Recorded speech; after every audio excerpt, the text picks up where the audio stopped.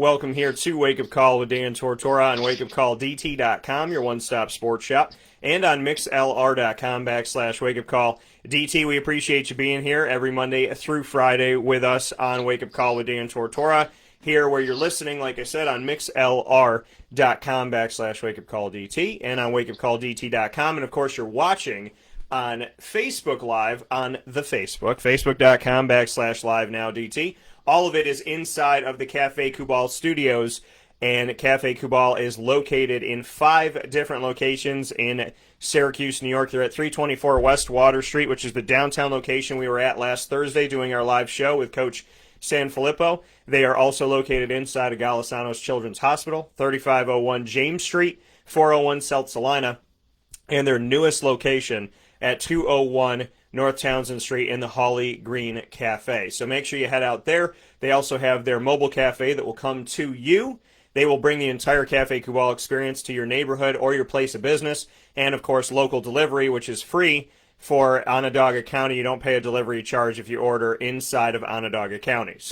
So many different ways to get in touch with Cafe Kubal, and it is the exclusive home of what's in that cup for me that you see up there every single broadcast, and that is the pumpkin spiced chai DT special. I get mine with almond milk. I got one yesterday, and I always, like, when I get something, if I get like a big one, I save a little bit so I can have it in the cup in the morning. So you might see me sneak that cup during the broadcast here today. And with all that being said, great show coming up for you every Wednesday. 2 awesome sets here inside of MonPazPopcorn.com's What's Poppin'. The Midweek Blitz is first with Julian Whigham, Syracuse Orange alum. We'll talk about coming out of the bye week, the positives and potential negatives of a bye week. And we'll also discuss Syracuse going up against Duke and how Duke is favored at 0-4 coming into Syracuse. 0-4 and on the road.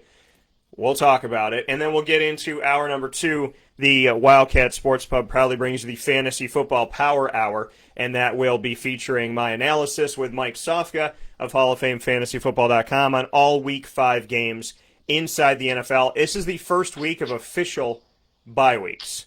So last week we had a bye week, Tennessee and Pittsburgh due to Corona. This is an official bye week, and that the NFL typically has, and we're only going to see Detroit and Green Bay. God willing, those are the only 2 teams that'll be out. Hopefully everybody will be safe and ready to go. So with all that being stated, let's bring in the man of the hour. We were laughing off the air, so we appreciate your patience. We were having ourselves a good time, as we always do. Now we're going to laugh on the air. Julian, how are we doing today? I'm good, Dan. How you doing this morning? I'm doing well, man. How is Paradise? How's the West Palm area? Good as usual. Not as much rain. So I'm able to get outside and, typical beach, a little top golf, get a couple strokes. And, having a good time out here. Doing your thing. Yeah, I mean, it's nice up here. Thanks for asking. It's what is it today? It's going to be 63 today and rainy, and I have to take a drive to see one of my old buddies, so I will be traveling in the rain, but I'll be set up with some very good Pandora channels, and that one of the people I'll be listening to is Drake, so be having a good time with Drizzy on the road here today. So for you, I want to jump right into, you played at Syracuse, you played Division I FBS football, bye weeks. Nobody can talk about it better than the people that experience it. Bring me into a bye week, because coaches usually tell you very little, right? We're trying to get healthy, we're going to go over the playbook, we're going to give the guys a couple days off. That's what you always hear. What is life inside of a bye week? Yeah, so there are 3 types of bye weeks, and they're usually dependent on how the season has been before that bye week, right? So if you've been playing well, your coach may tell you, hey, you guys have the whole week off. Don't worry about it. Don't come in. Stay away from the building. Only come in if you've got, something with a trainer or something like that. But otherwise, stay away from the building. Get off your feet and enjoy yourself. You typically get those kind of bye weeks when it's later in the season. If you have a late bye week and the coaches want the players to rest up, or you're mid-season and you're playing really well, and your coach is like, all right, we don't want to ruin this. Give them some time off. Let them enjoy themselves. They've earned it. Come back to the building fresh. Or you'll have option 2, where your coach may say, hey, guys have off your regular Monday off, Tuesday, Wednesday, and we'll come back Thursday, Friday, a couple walkthroughs, something light. Again, nothing to really stress you guys. Come in, check out some film, but we're not going to go very hard on you guys, and we're going to give you some time off. And the third option is you've been playing terrible, you're not getting anything right. It's a regular schedule. We just may not do pads on Tuesday. So that's when, things are, aren't going too well, and your coaches are like, we got to get these guys ready. And you typically could get those kind of bye weeks early on in the season as well. So considering how Syracuse, they hadn't been playing very well, but they won going into their bye week, and it was a pretty convincing win. I'd imagine it was option 2, where you've got, most of the week off. You've got your typical Sunday off. Monday that's always given off. That's going to be free.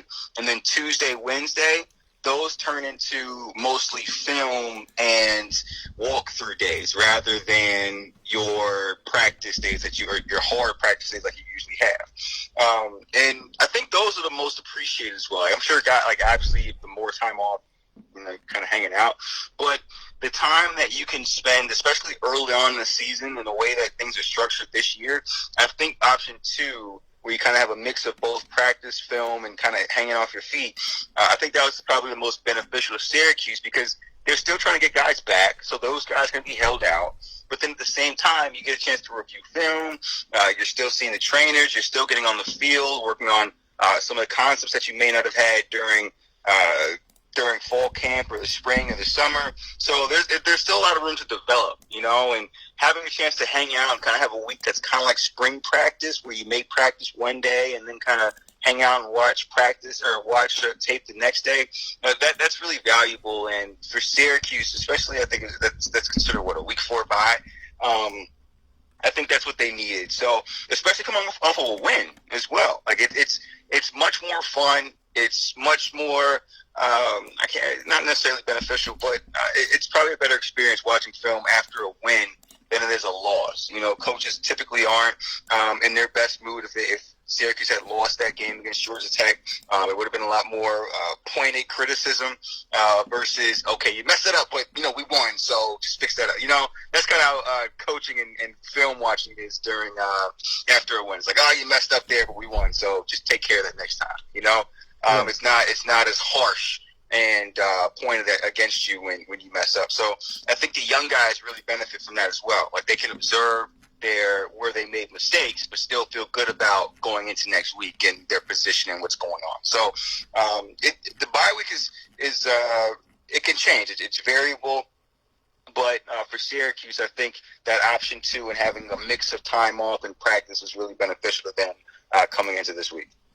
Yeah, no, and I would agree, obviously, I think, there's things that they have to shore up, there's things that they have to fix, but, this team is obviously not in a place where, they can nobody can really ever just, sit and, okay, whatever, it's good, but, one of those things where, this is a bye week where, you talk about momentum, and what would be, your thoughts on that? They finally got a victory. They got to go into the new dome. They got to see it for the first time on Thursday morning. And then, we got to go in, the very few of us media that were there, we got to go on Saturday. So they saw it, 48 hours before we did, a little bit more, maybe like 54 hours before we did. So, what can you say to momentum that, they go into this dome, they get the victory, and then they immediately have a break? What can that do? Can you keep momentum flowing through that? Is it hard to keep it, to finally get your first win of the season and then take a break? What can that do to a team?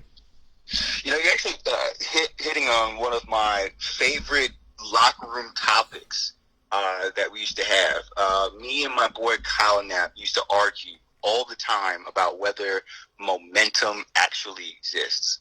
And it's probably the only time I've actually written a paper for no other reason than to prove to my boy it exists. He's my roommate, so we always had these fights. And, to answer your question, one, momentum exists, so I was right.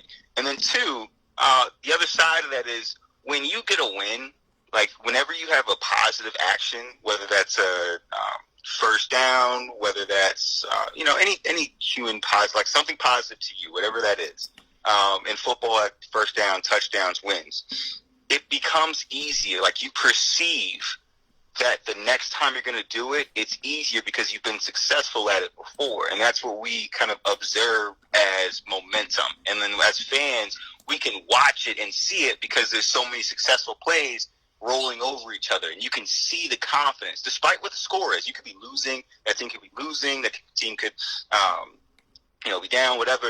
But you see all of these positive actions and that confidence level go up. Whereas on the other side of that, things for the other team, their confidence level is down because things haven't gone well for a consecutive number of whatever outcomes, right? So when you have that kind of momentum coming out of a game, and the next game coming up is one, you see a new dome, like, think this is something that's good. Like, wow, we've got a new stadium, we've got a new venue where things, and especially if they I don't know if they put new turf down. I'd imagine they did. Yeah, I mean, it actually looks pretty incredible. So yeah. So when you put new turf down, that automatically makes it a faster field. Like, because you're gonna, like, there's a little bit of a bounce to it. It can actually kind of contribute to injuries a little bit. But running, when you're going straight or when you're trying to make a cut, you can actually get a little bit of a fraction of a second faster because the bounce off of that step is, it's gonna react quicker. Right? So now you're moving faster. You're on a field. You've got the positive influence from the last week's win. You're feeling good. You're feeling good about the game plan. Like, because they just dominated. They dominated just about every aspect of the game last week. So they're going to feel good about their game plan, what they're doing.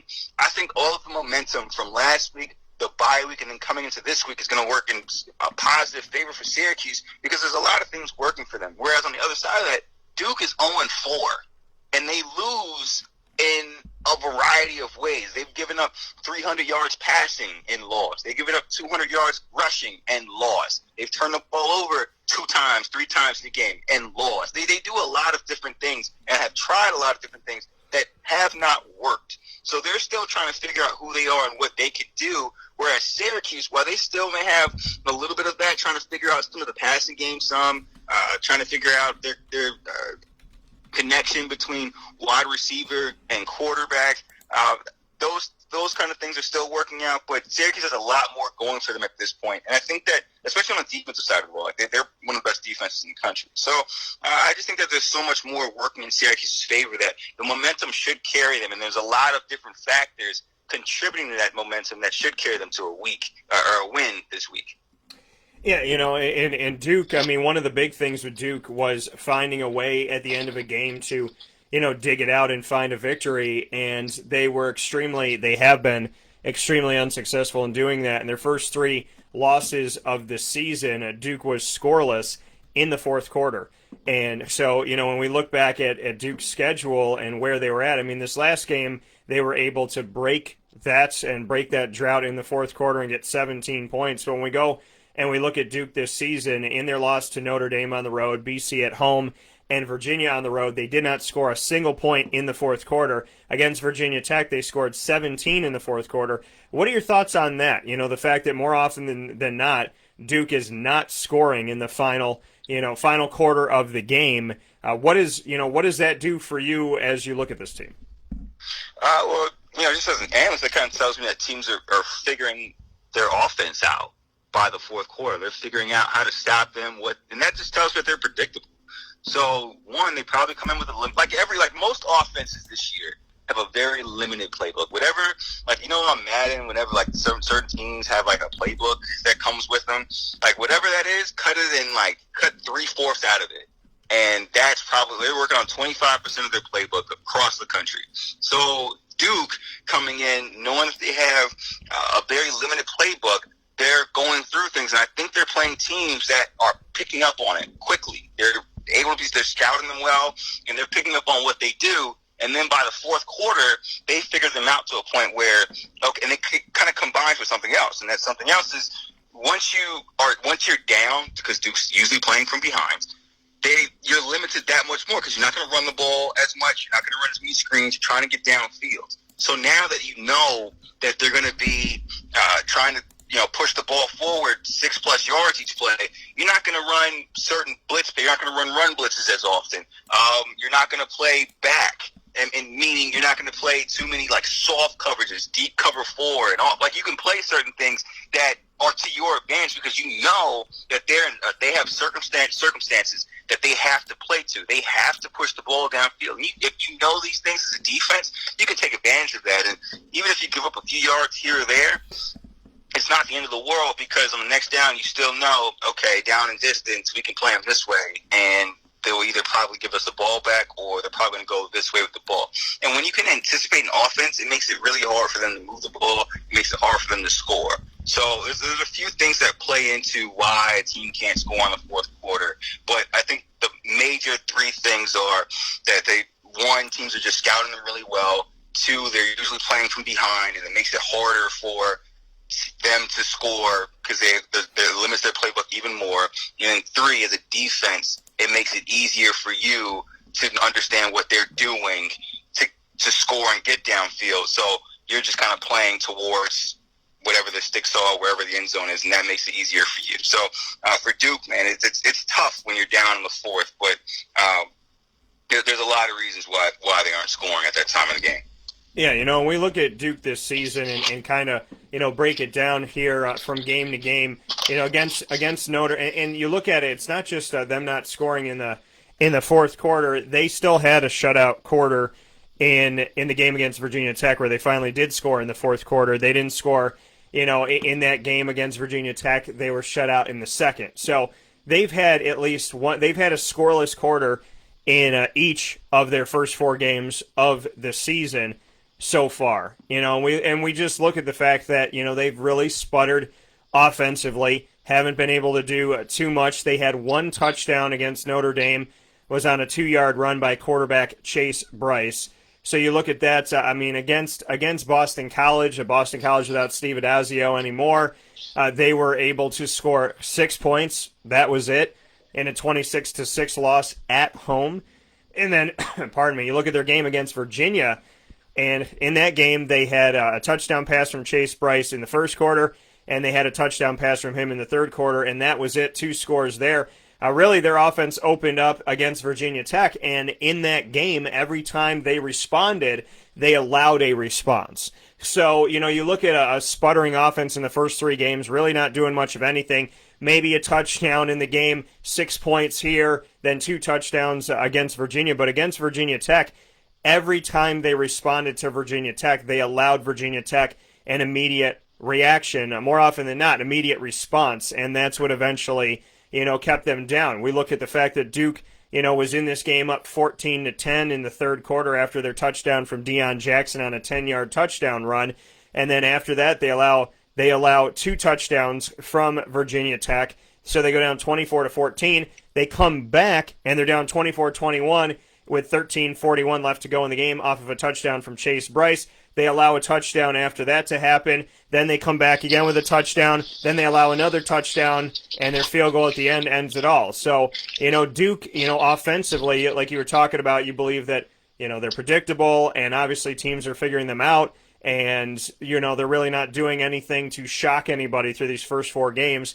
And then defensively, Duke, when they finally got their offense to click a little bit, the defense was giving them no aid, and that led to their most recent loss.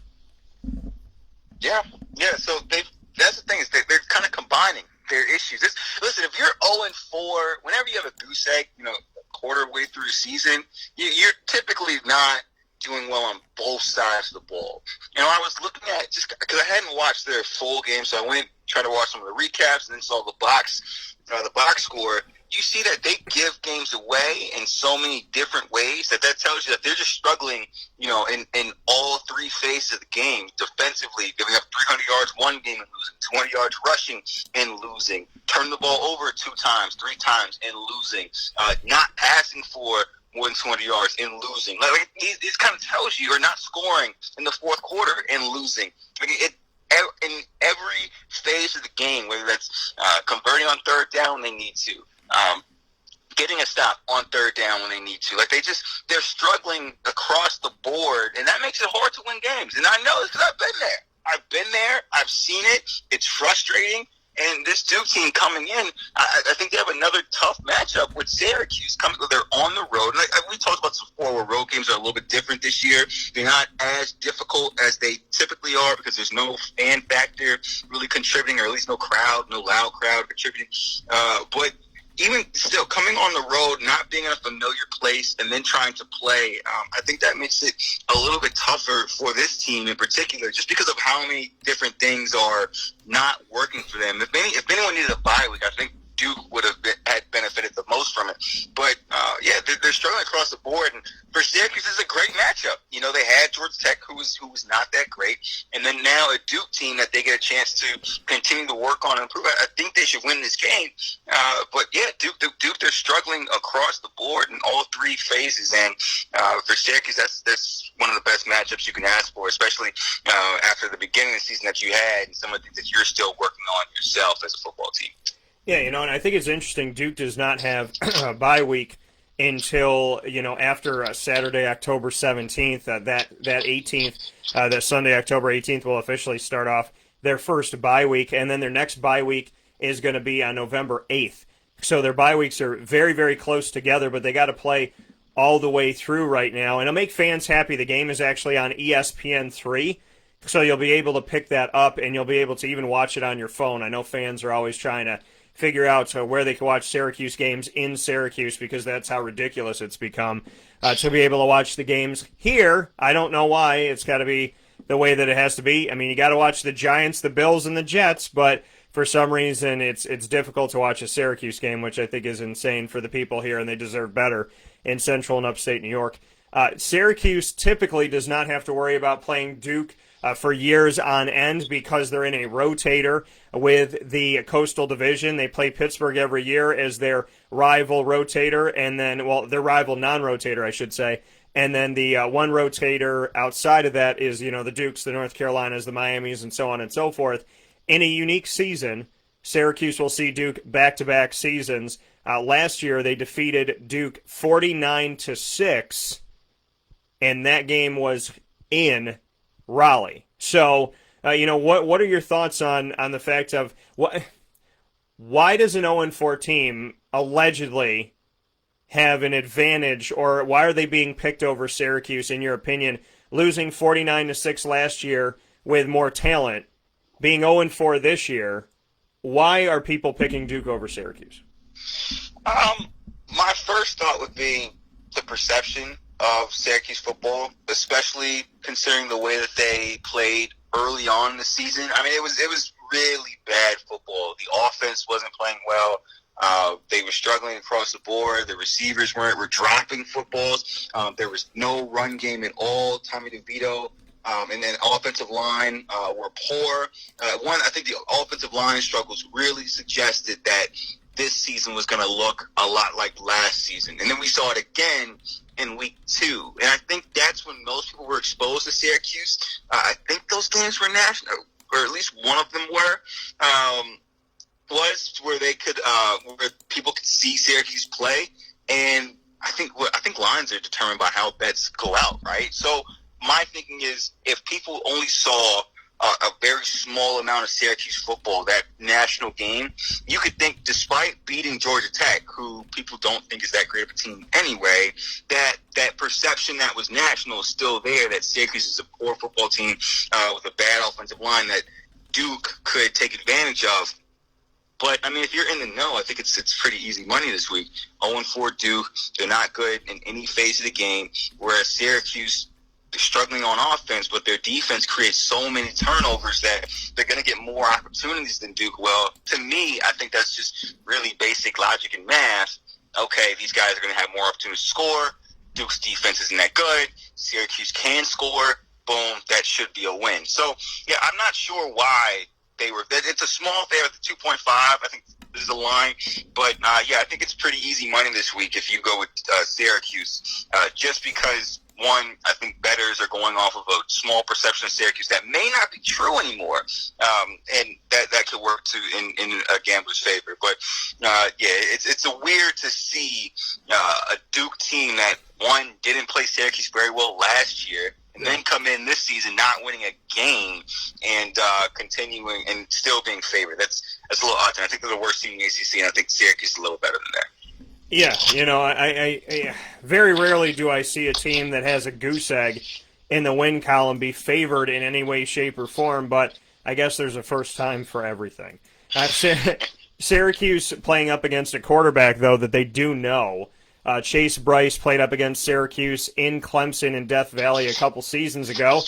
Back in late September of 2018, Evan Foster, my dude, and we actually talked about this hit a couple months ago, and because he then joined the San Francisco 49ers, and many blessings to Evan Foster moving forward, as always, and to all the guys, including Mr. Julian Whigham. He was the one that took Trevor Lawrence out of the game on a clean hit by the sideline. Trevor Lawrence came out after going 10 of 15, no touchdowns, no picks, 93 yards. Chase Brice came in and was 7 of 13 for 83 yards, no touchdowns, and an interception. So this game was brought up to Dino Babers, and he didn't like the fact that anybody brought the game up to him about Chase Brice and this and that. Listen, this was a winnable game for Syracuse. Outside of a few mistakes that were made at the end of the game, that's all it took, one or two mistakes offensively. Syracuse lost this game. They shut up Death Valley. Anybody watching that game, the fans were dead silent. Derek Dungy was doing his thing per always, and the game ended with a 4-point victory for Clemson. But Chase Brice didn't have to do much of anything in this game. So the people that are fearing and a little bit worried, now listen, I know that you can't guarantee a win with Syracuse because I know that Syracuse has a way of making fans nervous. I know the cardiac cues isn't just on the basketball court, but it goes to the field. So I know that there's a concern over Syracuse, and playing this quarterback that defeated them. But Chase Brice really didn't defeat you. Travis Etienne defeated you. He had 3 touchdowns on the ground, 203 yards, 7.5 yards a carry, and as Syracuse held him down a little bit early on in the game, he broke free in the second half of the game. He broke free as the game got deeper. He got farther. So, the Chase Brice factor I don't really think is as big of a concern because Chase doesn't have Travis Etienne this time around. So I think that we need to kind of shake the tree a little bit here and show people with some of these leaves coming off what this tree really looks like. And the fear of Chase Brice, I think, is not as big as it should. It's bigger than it needs to be because this isn't Clemson, this isn't their defense, and this isn't Travis Etienne territory. This is Chase Brice by himself. And not that there's not talent on Duke. I'm just saying Travis Etienne was the reason why Clemson got the victory. Yeah, 100%. I mean, that's the thing. I haven't seen much of Chase Brice play, but in his time with Clemson, you're right. I mean, he had a ton of talent around him. Travis Etienne was the MVP of that Syracuse game. He's the one who really won it for him. But it is important to remember that Chase Brice did complete I want to say it was like a 4th and 6 cover 2 ball between the safety, which I think may have been Evan Foster, and Christopher Frederick. It was like a 4th and 6 that they needed to convert. He managed to find a way to get it to his back and complete the play. It doesn't speak to his arm talent. I'm not saying that this guy is going to come out and play like Jameis Winston or whoever else, or another great ACC quarterback or something like that.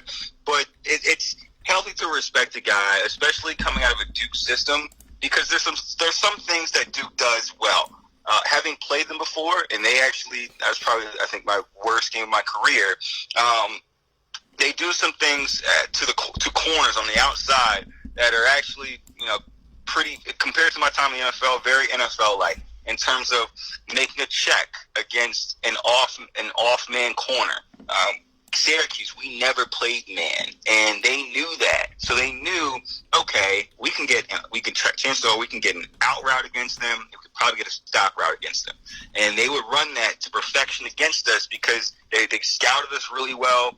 Their quarterback at the time could get the ball there. He wasn't going to complete anything deeper than 15 yards, but he was able to get the ball out for out routes, stop routes, and it was consistent. I think that was a major reason why they beat us.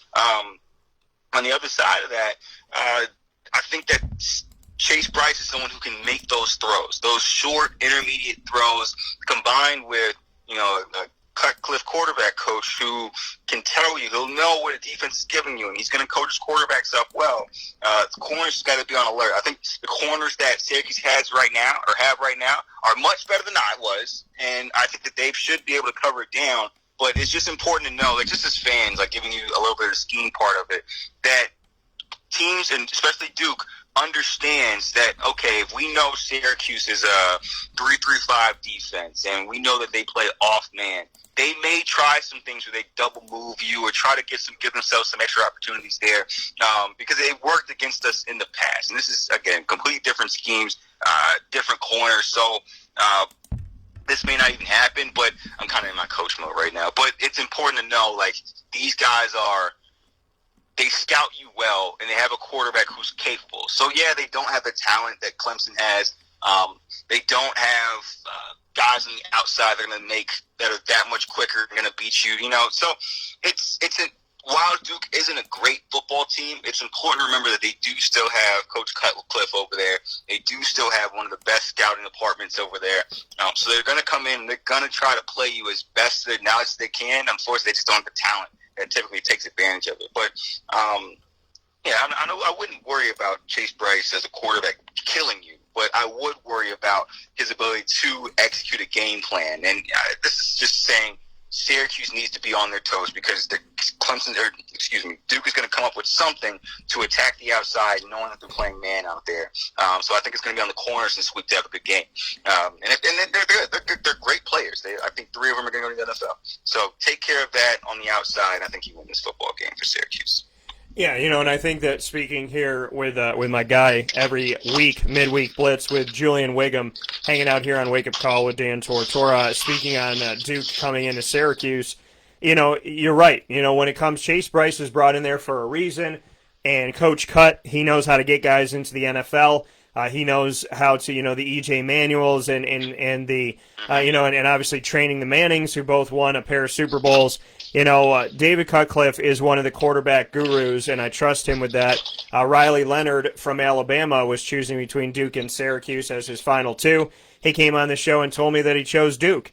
And I don't knock him for it at all, because Syracuse, when it comes to quarterbacks, who is Syracuse sending to the NFL since Donovan McNabb? But when it comes to Duke, you could take a guy, Daniel Jones. The Giants believe in what David Cutcliffe had to say about Daniel Jones and what he was capable of and what he can do and how, he can lead a team. So there's a lot of respect and a great reputation for Coach Cut when it comes to the quarterback position. And, probably overall, I would say, respect for Coach Cutcliffe. I know I do.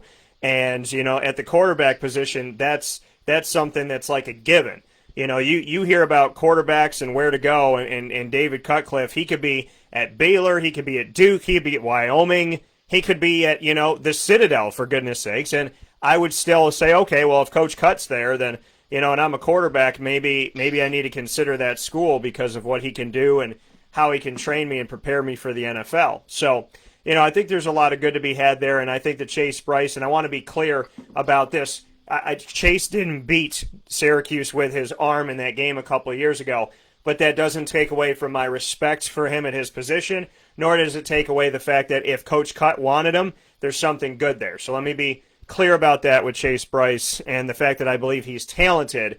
I just, know that in that game, they really didn't have to rely on his talent. They could run the ball and just kind of trust in that and trust the defense is going to make a few good plays, and Syracuse made some mistakes in that game down the stretch. With that being stated, Julian and I are going to take a step aside for a fast break. When we come back, we will be discussing a few more things about the Duke team that will be coming into the new look dome to play Syracuse, and then we'll hop into our college football picks for the week before we wrap up this week's edition of the Midweek Blitz, which is Game 4 for Syracuse this season, coming in at 1-2. This is Duke's 5th game, coming in at 0-4. We'll discuss it right after this, where sports meets life on Wake Up Call with Dan Tortora.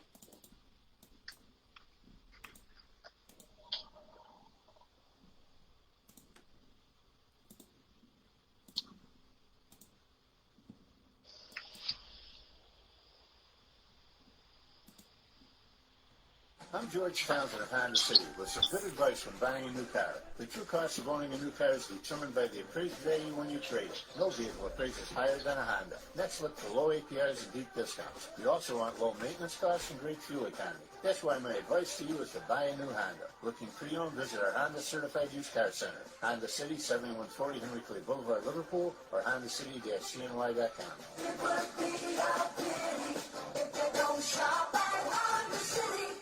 This is Jimmer Sikowski, owner-operator of Chick-fil-A Cicero, 7916 Brewerton Road in Cicero, right in front of the Home Depot.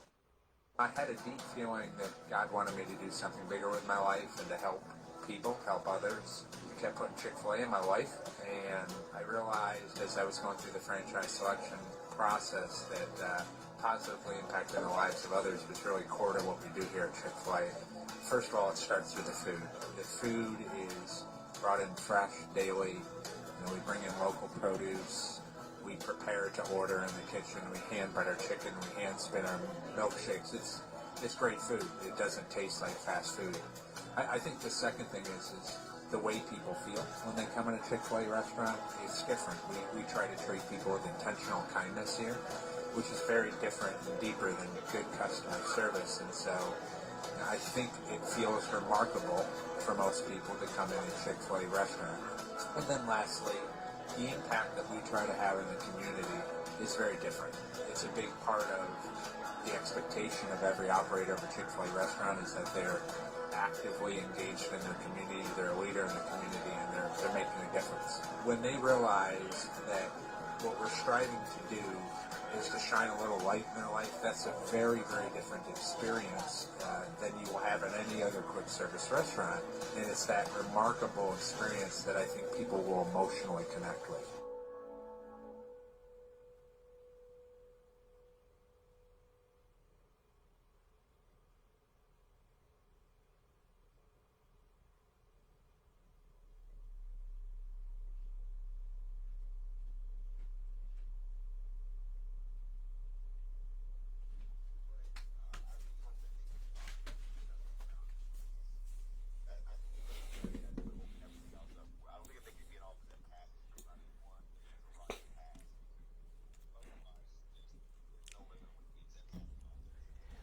Well, welcome back here to Wake Up Call with Dan Tortora on WakeUpCallDT.com, your one-stop sports shop, and on MixLR.com/WakeUpCallDT here inside of the Cafe Kubal Studios. Happy to be here with you every Monday through Friday from 9 a.m. to 11 a.m. Eastern Time. You see the Cafe Kubal Studios right here with us, and that's a cup of coffee, a cup of pumpkin spice chai, whatever you want it to be. You can get yours today.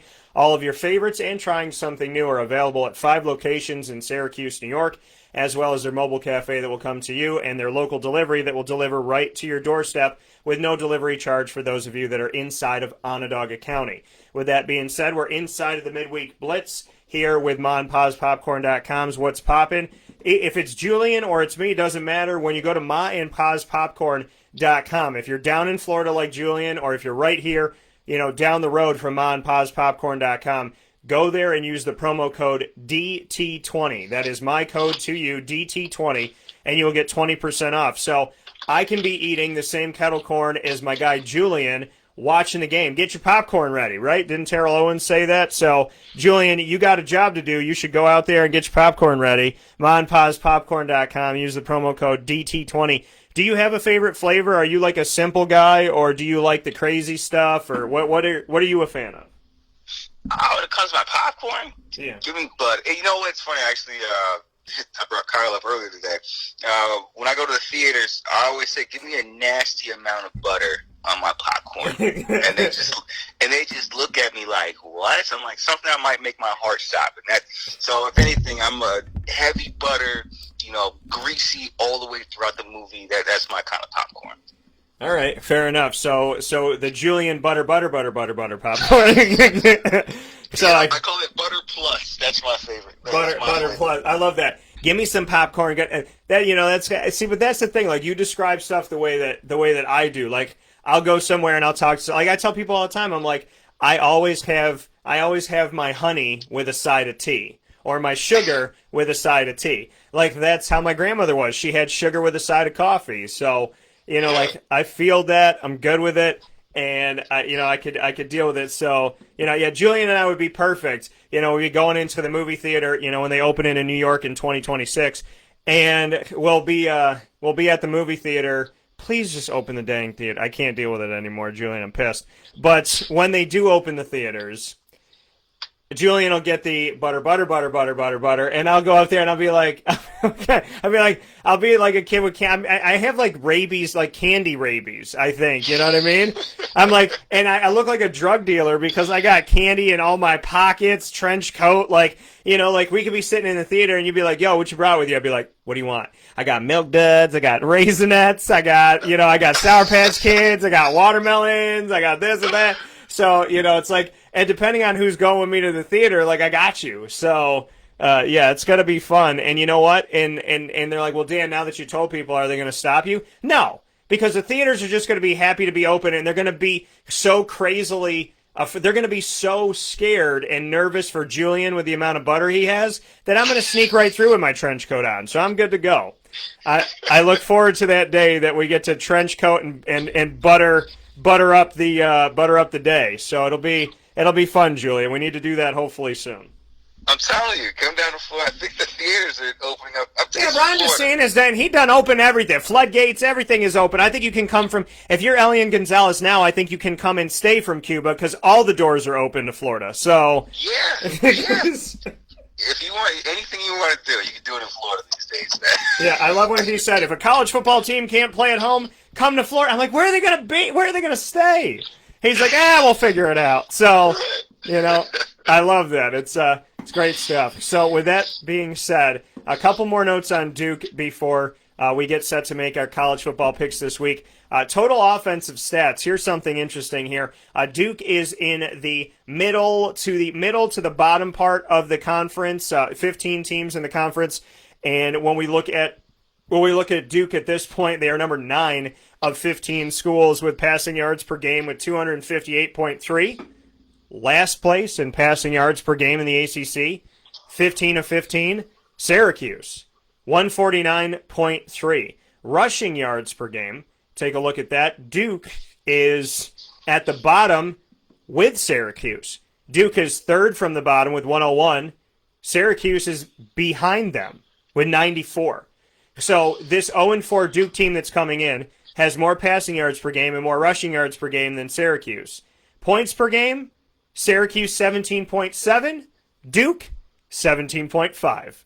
So this might be why there is some people that are picking Duke in this matchup, because Syracuse is either last or second to last in rushing yards per game, passing yards per game, and points per game. And the difference between the two worst teams in scoring in the ACC this season is 0.2 points.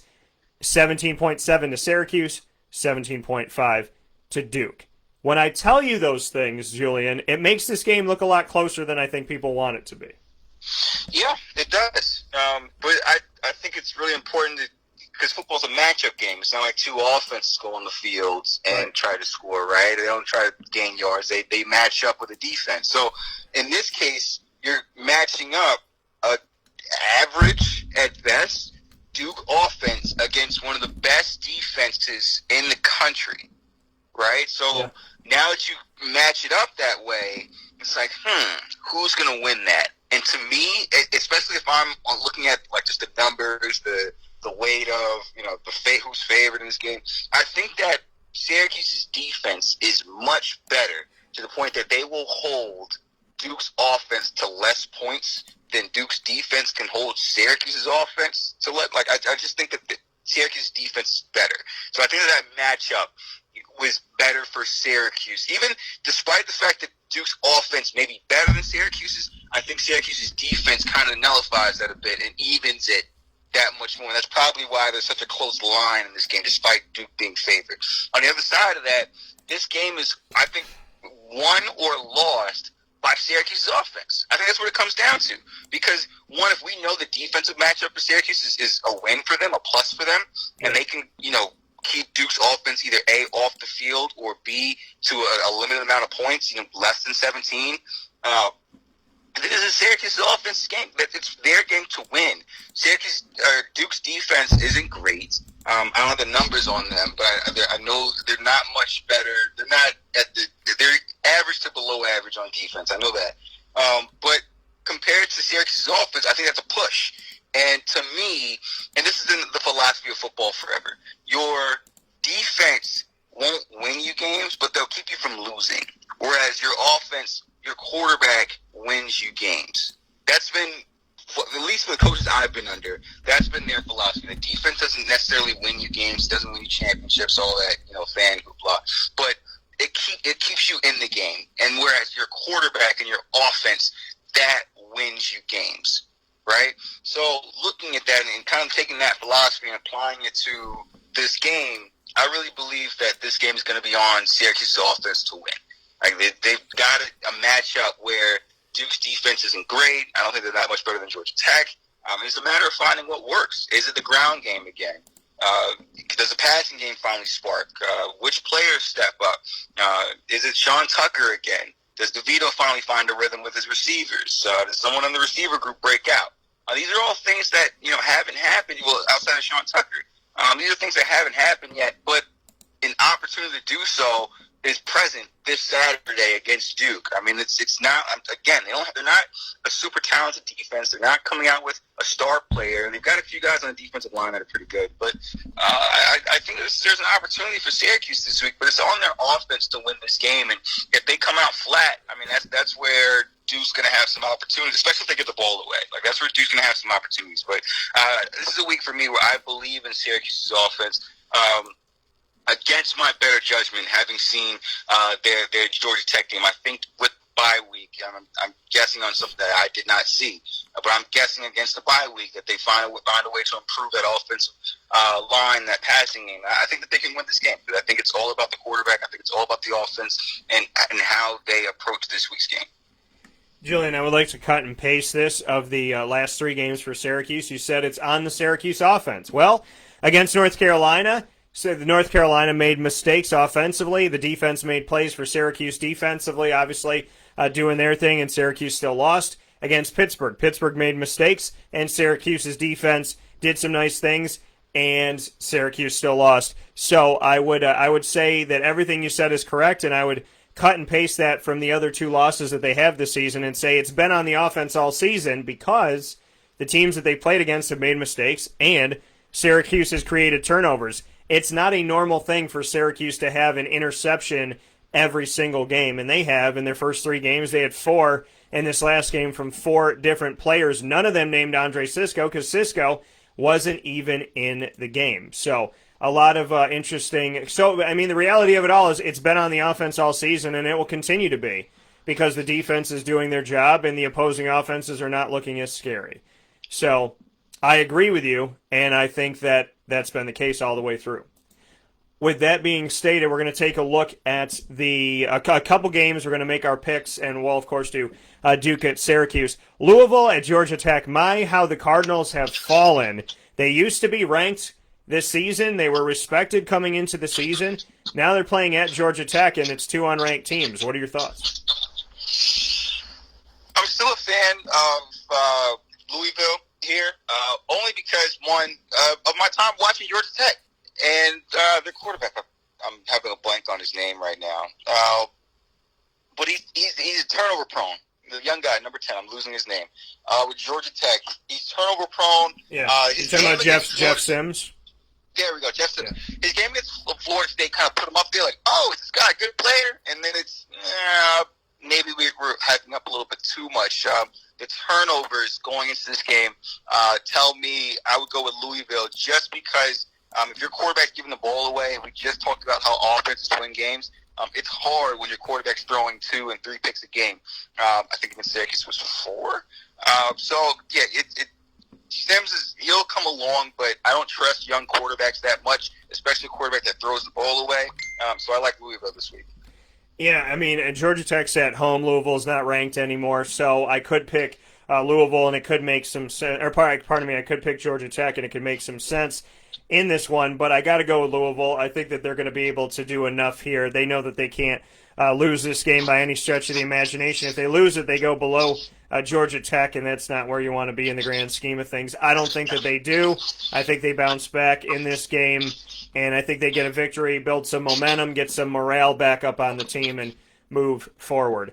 Next one that I want to take a look at here, Florida at Texas A&M. Texas A&M got spanked by Alabama, and Florida is a team that I think either this year or next year is going to be in the college football playoffs. So what are your thoughts?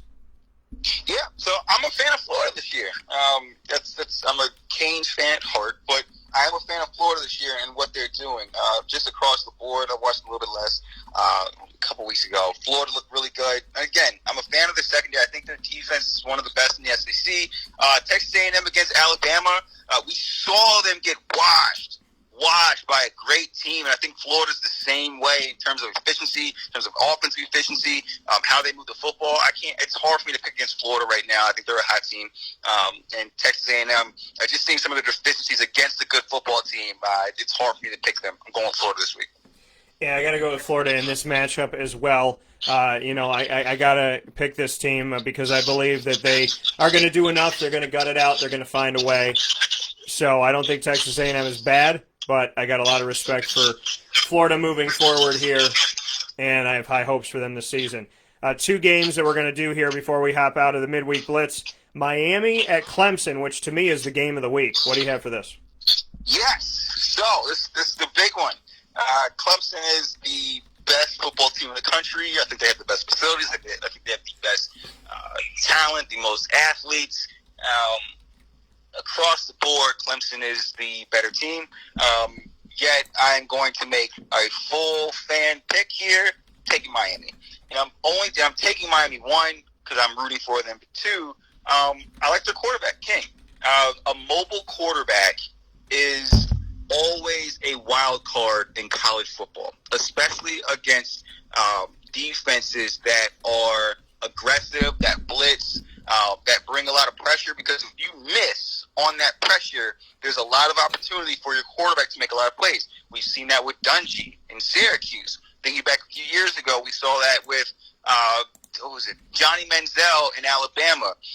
Teams that are not supposed to lose lost because the quarterback was able to scramble, make plays outside of the pocket, or make plays with their legs. I think a mobile quarterback is a wild card in college football. This is a stretch, but again, I like what Miami's doing. I think they're playing great defense. I think Darren King for Miami makes a difference this week. I'm going Miami. Well, you went out on a limb, Mr. Whigham, and you chose Miami over the number one ranked Clemson Tigers. I, as your co-host, am also picking Miami. And I'm picking Miami because Miami's offense has awoken with De'Ara King. And De'Ara King is somebody, and I've said it before and I'll say it again, I covered him when he was in Houston. I spent time covering that team and all the teams in the American Athletic Conference. I knew about De'Ara King before the nation really paid attention to De'Ara King. So, I know that he's a danger. I know that he is ruthless. I know that he's going to go out there and do some great things. Cameron is amazing. Cameron Davis, their running back, is fantastic in Miami. So, they run the ball well. You got a running quarterback. You can get the ball down the field. You got all these things working on offense, and then the turnover chain has continued with Manny Diaz. So, you have all this good with your defense. You bring in an offense that has awoken. Miami's either been one or the other. Now they're both. If they can continue being this and they continue to push, this is early on in the season. I think the Miami we see in this game and in my opinion beating Clemson, will this Miami team be able to last the gamut of the season? Will they be able to last toward the end of things and make things interesting? I'm taking Miami in this game. I have a lot of respect for Trevor Lawrence and the entire, squad in Clemson, but Miami is riding a giant wave right now. The offense is clicking and the defense is clicking. This team as a whole is clicking, but that defense is not by itself. It's not on an island anymore. De'Ara King has awoken the offense, and that is why I'm picking them, because I think they're going to pour on too many points for Clemson to be able to deal with. I think they're going to come in there. And, Miami to me right now, they're like Michonne in The Walking Dead. They are wielding that katana, and you don't want to be a head that's anywhere near that sword. I got Miami getting the victory. My last one for you, of course, Duke at Syracuse. What do you have? Oh, man, I think we made it pretty clear. I like Syracuse this week. Duke's all across the board, kind of reviewing here. Across the board, I don't think Duke is a good football team. He made some great points about how their offensive stats are better than Syracuse's. However, I think the matchup for Syracuse's offense against Duke's defense is the key to this game, and I'm betting on Syracuse this week. I don't think Duke has a great defense. I think Syracuse has some pieces that they just haven't utilized yet, and seeing how their run game has come along, I think that the passing game finally catches up. They've had the bye week. They've had 3 weeks of game experience. I like Syracuse this week in that offense. Syracuse this week. Yeah, I got to go with Syracuse as well. I believe they're going to do enough. They're going to get it done. They'll figure it out. So I am going with Syracuse in this matchup, and I have plenty more to say in the pregame show this Saturday before we kick things off. Julian, as always, I appreciate you. I thank you for your time, and I look forward to talking with you very soon. Absolutely, man. I'll catch you next time. All right, take care. That coming from Julian Whigham one more time here on Wake Up Call with Dan Tortora. Always happy to have him here on the show. So, with all of that being said, we are going to jump into our conversation with Mike Sofka right after this fast break on Wake Up Call with Dan Tortora. We appreciate you being here, having some fun with us this morning. We'll take a fast break. We'll be back right after this.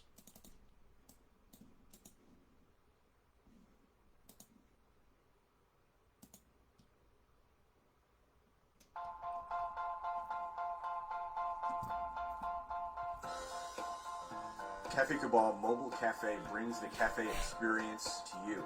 We'll roll out to your neighborhood or office, ready to serve our locally crafted espresso bar to our loyal patrons. Inquire at cafecabal.com. Cafe Cabal, coffee for the soul.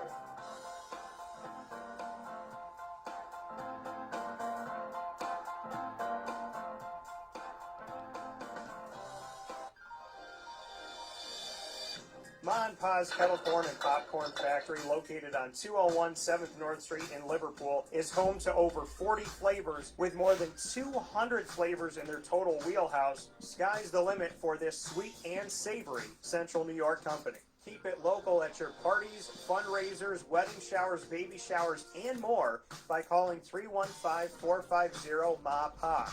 That's 315-450-6272 for popcorn bars with custom flavors and colors at your upcoming event. Make sure to visit them on 201 7th North Street in Liverpool, New York. And for more information, go to maandpazsnacks.com. Ma and Pa's Kettle Corn and Popcorn Factory.